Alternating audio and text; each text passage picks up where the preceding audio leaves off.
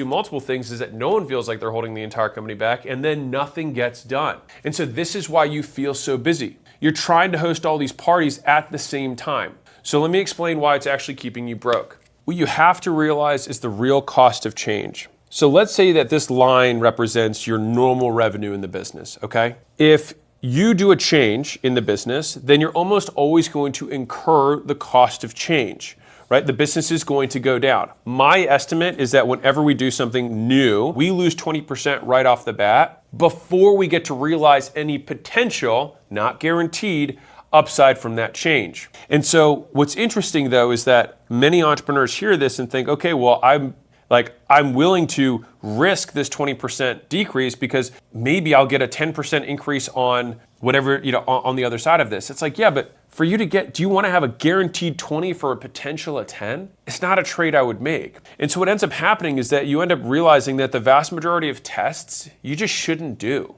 It's like, it might work and who cares? It's not going to change the business. It's not the constraint, right? Like maybe we have some little CRO hack we could do. Sure, is it the thing that's stopping you from getting the 3 to 10 million? Probably not. And so what happens is these are just productive distractions. If you're trying to optimize your way to a 10x, you've got it wrong. You're focused on the wrong thing. After the 20%, then it means that number one, if you're gonna take a shot, it's gotta get you at least 20% plus as your upside because you might not even get it.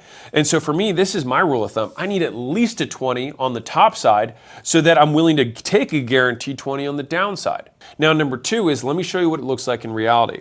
There's two scenarios. Scenario one is that, okay, maybe the thing that we have starts to work, right?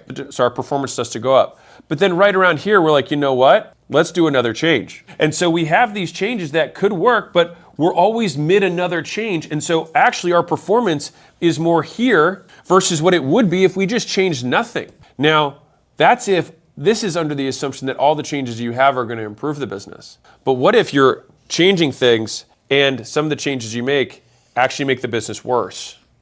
And so this is when I see these people who are stuck at $1 million a year, $3 million a year, $10 million a year, and they've been stuck there for multiple years in a row.